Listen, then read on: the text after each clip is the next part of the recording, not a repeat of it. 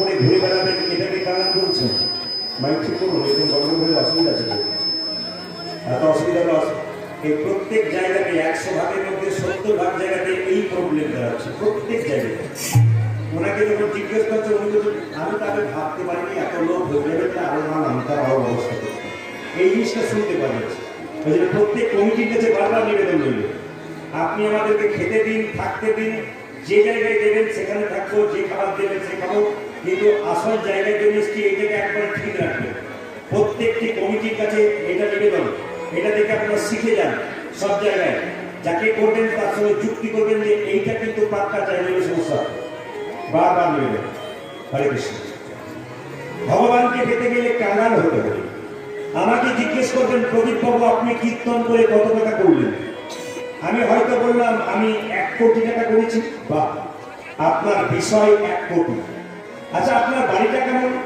তা যাবেন 4 তলা বাড়ি, আশ্রয় আপনার 4 তলা, আর বিষয় আপনার 1 কোটি। এ কথা বলে কারা? আমার মতো মূর্খ। প্রকৃত ভক্ত বৈষ্ণবকে জিজ্ঞেস করুন তোমার বিষয় কি? যিনি প্রকৃত ভক্ত তিনি বলবেন বিষয় হলো ভগবান কৃষ্ণ আর আশ্রয় হলো শ্রীমতী রাধা।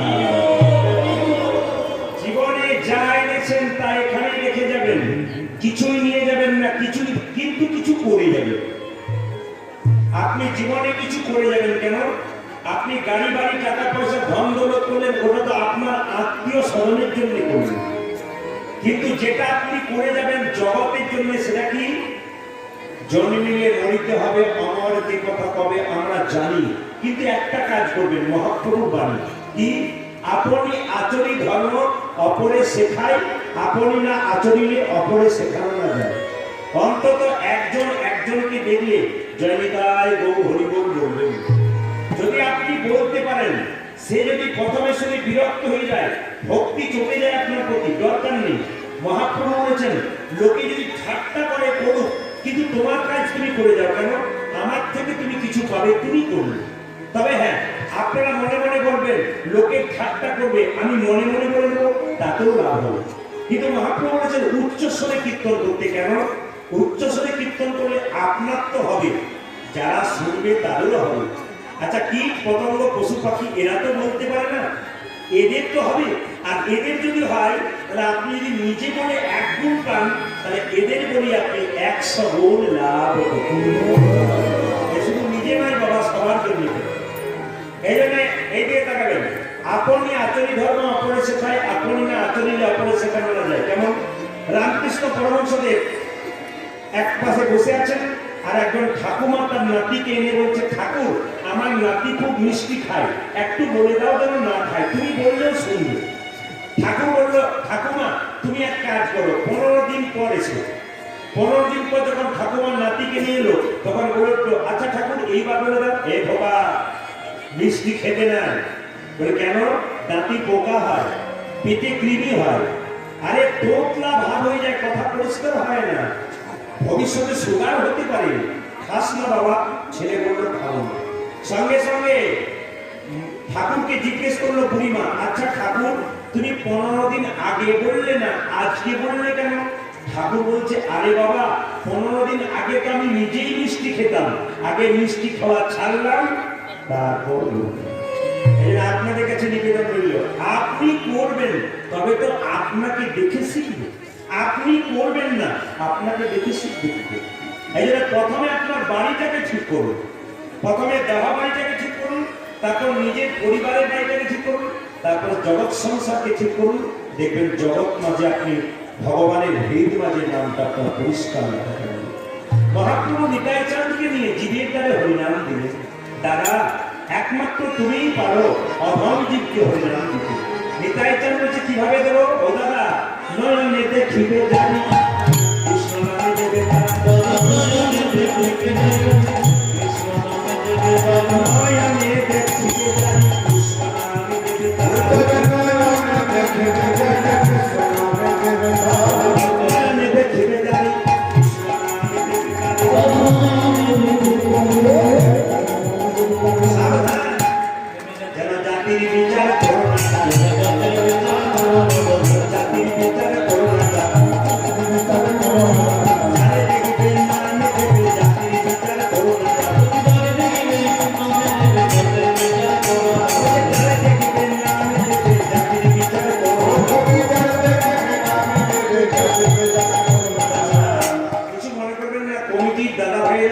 থেকে ড্যান্স হাঙ্গামা করাতো, আপনার এখানে একটা বাঁশের বেড়া দিতে হতো। কেন? একদিকে নারী একদিকে পুরুষ, ওখানে কামের ব্যাপার থাকে, কিন্তু ভগবানের নাম যেখানে প্রেমের ব্যাপার থাকে। দেখবেন ছোট ছেলেরা যখন স্কুলে পড়তে যায়, ক্লাস 9, 10, 11, 12, এদের দেখবেন ছেলেদের আলাদা বেঞ্চ, মেয়েদের আলাদা বেঞ্চ। কিন্তু যখন তারা বিয়ে ভর্তি হয়ে গেল, কলেজে ঢুকলো, ছেলে মেয়ে দেখবেন একসঙ্গে এক বেঞ্চে বসে। কেন? নিজেদেরকে চিনতে শিখে গেছে, জানতে শিখে গেছে, তখন আর কোনো অসুবিধা হয় না। এই জন্য আজকে আপনারা কলেজে এসে গেছেন, নিজেদের জানতে শিখেছেন, চিনতে শিখেছেন, এখানে প্রেমের ব্যাপার থাকে, তাই আপনারা একসঙ্গে বসে আছেন। এটা কে করেছে? এটা একমাত্র মহাপ্রভু করেছেন। তিনি না এলে কিন্তু এটা হতো না।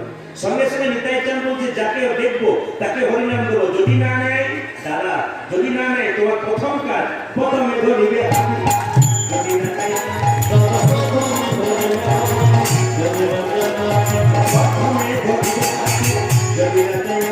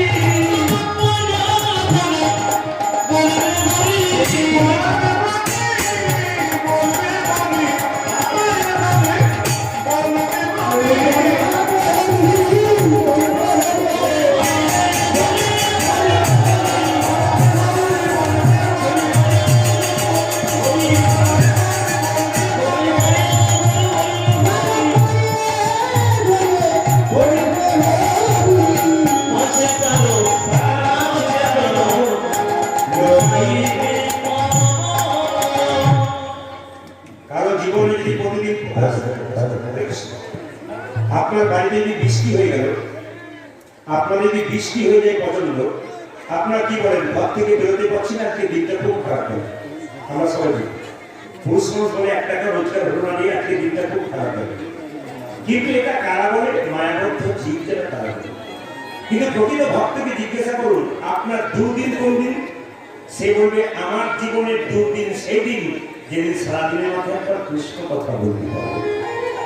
আপনারা জেনে নেবেন মায়েরা, আপনাদের জীবনের দুর্দিন সেই দিন দাঁড়াবে যেদিন সারাদিনের মাথায় একটা কৃষ্ণ নাম করতে পারবে না। সারাদিনের মাথায় 3 বার যেমন খাবার দরকার হয় 3 থেকে 4 বার, ভগবানকে দেবার দরকার হয় 3 থেকে 4 বার। আপনি যার অধীনে এলেন, যার জন্য পৃথিবীতে এলেন, তার কথা না ভাবলে আপনি আপনার কথা ভাববেন কি? এই একটু মন দিয়ে শুনবেন। হরে কৃষ্ণ। আমরা ভগবানকে ডাকবো কেন? ভগবান আমাদের কি দিয়েছে? দেখবেন অনেক হিন্দু ছেলেদের একটা কথা শুনতে পাওয়া যায়, খালি বলে ভগবান আমাকে কি দিয়েছে, আমি তো আমার ক্ষমতায় পেয়েছি। সবচেয়ে লজ্জার ব্যাপার আমাদের এইটা, এটা হিন্দুদের মধ্যে শোনা যায়। আর একটা দেখবেন আমাদের অসভ্যতা কি বলুন তো, অন্যান্য জাতির মধ্যে দেখবেন পুরুষ এবং নারী সবাই ধর্ম করে, আর আমাদের হিন্দুদের মধ্যে পুরুষ কম করে, মেয়েরাই কিন্তু বেশি ধর্ম করে। আর পুরুষ কম করে না তা না, আমাদের পুরুষরা বেশিরভাগ দেখবেন ইনকিলাব জিন্দাবাদ কিংবা বন্ডে মাতরম করতে আছে, কিন্তু হরিকে একবার ডাকছে না। ওই জায়গাতে ঠিক আছে, কিন্তু এই জায়গাতে কাঁচা রেখে দিয়েছে। হরে কৃষ্ণ। ভগবান আপনাকে কি দিল যার জন্য আপনি ভগবানকে ডাকবেন? একটু শুনবেন। বাচ্চা যখন জন্ম নেয় কি খাবে এ কথা কে ভেবেছে? ভগবান। মায়ের স্তন দুধ যেমন মধুমান্য দিয়েছে, তার পৃথিবী কোথাও পাওয়া যায় না।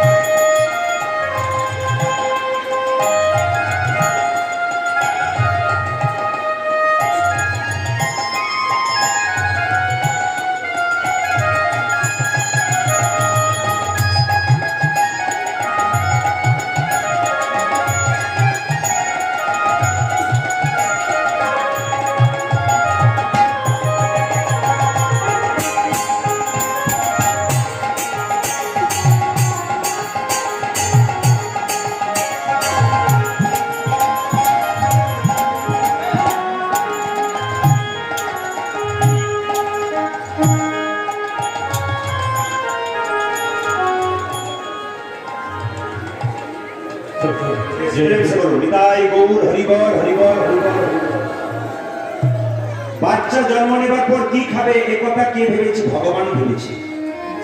মায়ের স্তন দুগ্ধে এমন মধুভাণ্ড দিয়েছে যা পৃথিবীর আর কোথাও পাওয়া যায় না। মায়ের দুধটা খুব গরম নয় যাতে বাচ্চার জিভ পুড়ে যাবে, তিনি ভেবেছেন। মায়ের দুধটা খুব ঠান্ডা নয় যাতে বাচ্চা সর্দি লেগে যাবে, তিনি ভেবেছেন। মায়ের দুধটা খুব মিষ্টি নয় যাতে বাচ্চার সুগার হবে, তিনি ভেবেছেন।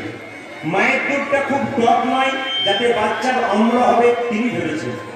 নদীর মধ্যে দিয়েছেন জল, গাছের মধ্যে দিয়েছেন ফল, তিনি আমাদের জন্য এত কিছু দিয়েছেন, আমরা তার জন্য কি দিলাম একবার বিচার করব। যদি তিনি আমাদের এত দিলেন, আমরা যদি তাকে না দিই তবে তিনি আমাদের কথা ভাববেন কি করে? এই জন্য কীর্তন শুনতে আসা মানে এই নয় আপনি প্রদীপ পালকে ইউটিউবে দেখেছেন, দেখতে এলেন, এটা নয়।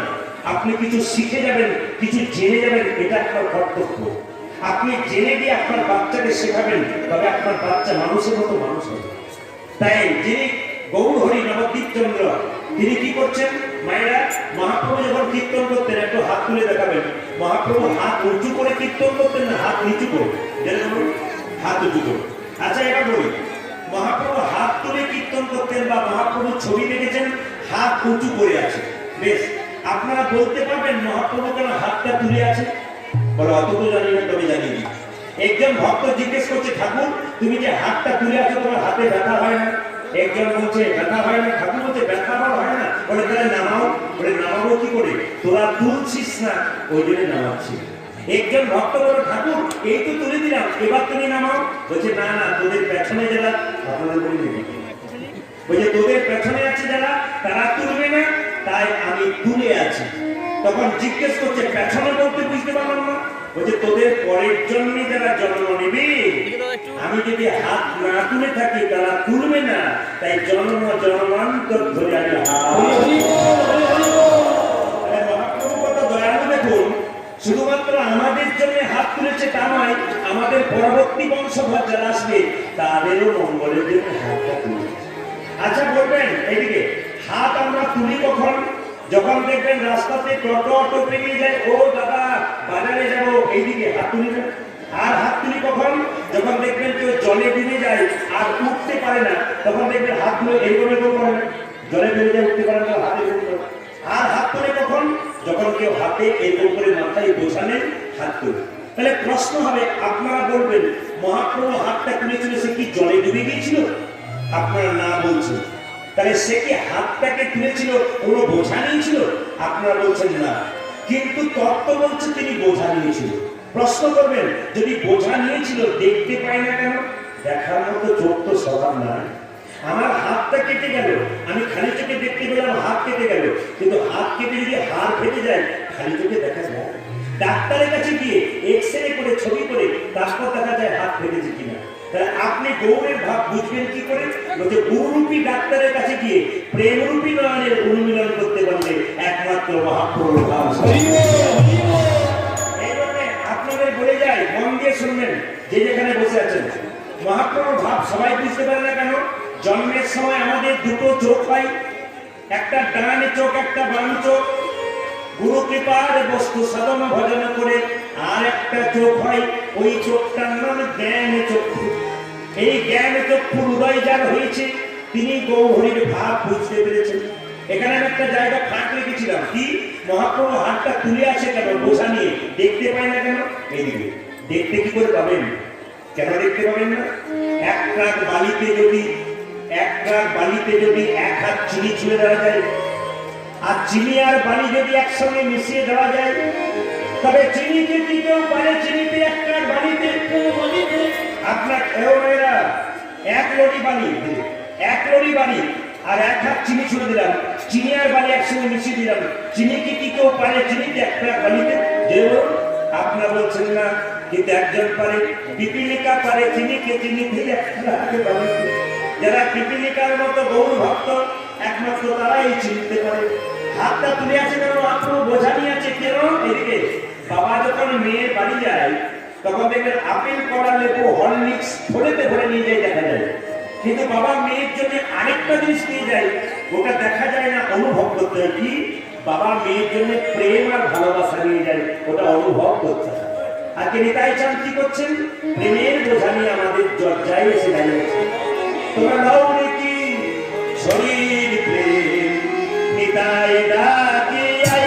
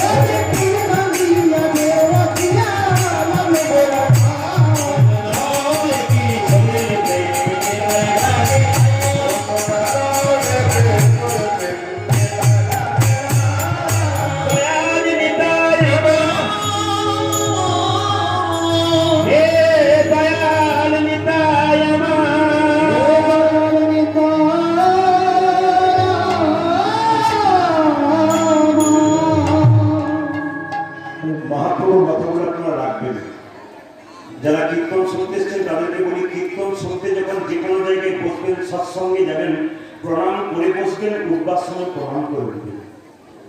আপনার প্রশ্ন করবেন কাকে প্রণাম করবো? প্রদীপ পালকে না, আমার মতো অধমকে প্রণাম করবেন না। প্রণাম করবেন কাকে? যিনি আমাদের জীবের দ্বারে হরিনাম দিয়ে আমাদের হৃদয়কে পরিপূর্ণ করলেন আনন্দে, ওই আনন্দময় ভগবান মহাপ্রভুকে প্রণাম। এই যে কীর্তন শুনতে এলে প্রণাম করে বসতে হয়। প্রয়োজনে আপনি উঠবেন, কিন্তু প্রণাম করে উঠবেন, তবে আপনার মহাপ্রভু কৃপা অবশ্যই। এই জন্য কাল থেকে একজনকে দেখলে আপনাদের কাছে নিবেদন রইল, জয় নিতাই বলবেন কিংবা রাধে রাধে বলবেন। একজন মুসলমানকে দেখলে কি বলে? আসসালামু আলাইকুম।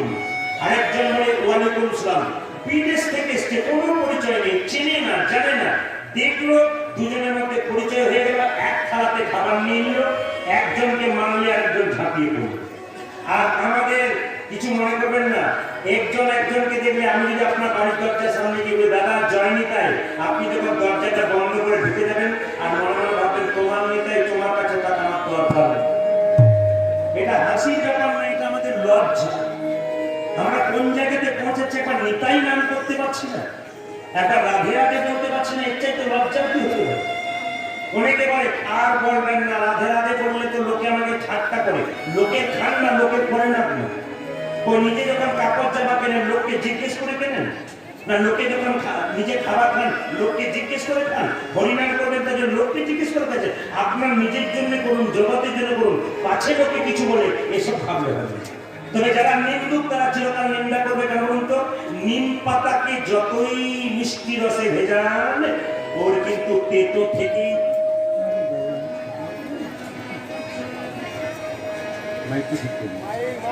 নিম পাতাকে যতই মিষ্টি রসে আপনি ভেজান, ও কিন্তু তেতো চিরকাল থেকেই যাবে।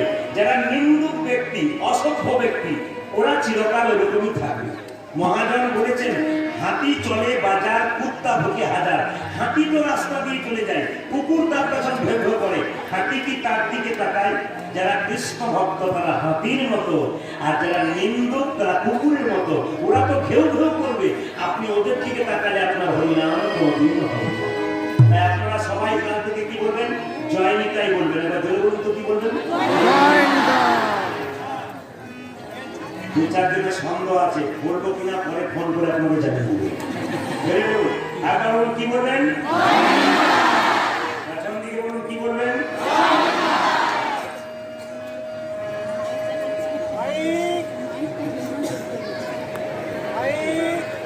বারবার এই অসুবিধার কথা ভাবছেন। হরে কৃষ্ণ, কি করবেন উপায় নেই। কিন্তু একটা পরিবেশের দরকার। আপনাদের পরিবেশ কিন্তু খুব সুন্দর, আপনাদের যে পরিবেশটা দারুণ পরিবেশ, খুব সুন্দর। এত তো ভক্তের ঘর, কিন্তু ভক্তগুলো এত পাকা, এত সুন্দর কষ্ট করে বসে আছেন আপনারা কৃষ্ণ কথা শোনার জন্য। আপনার উপর নির্ভর করছে গোটাটাই, কিন্তু আপনি খুব ওই জন্য আমি বারবার কমিটি যারা আছেন তারা বারবার লক্ষ্য করে যাবেন, সবসময় এইটার দিকে মাথায় রাখবেন। বারবার বলে যায়, কিন্তু সব আসলে আমি একই কথা বলি, এইটার দিকে নজর রাখবেন সব। হরে কৃষ্ণ। তো আসুন, কাল থেকে একজনকে দেখে কি বলবেন? জেনে বলুন। এখনো সম্পূর্ণ হয় না, যে পরিমাণ ভক্তদের জিজ্ঞাসা করছে কি বলবেন? কাল থেকে বলুন, না বলুন, আজকে বলে দিলাম, তার হয়ে যায়। এইদিকে বেশ ঠিক আছে। আসুন, একটা ছোট্ট কথা বলে যায়। ভগবান মহাপ্রভু এসেছেন, একজন ভক্ত জিজ্ঞেস করছে, বলে তুমি কে জানো? এসেছে ব্রজের বাঁকা। ওই দেখো কালো সত্তা। আসলে কৃষ্ণ গৌর হলো। কেন গৌর হলো? এসেছে ব্রজের বাঁকা।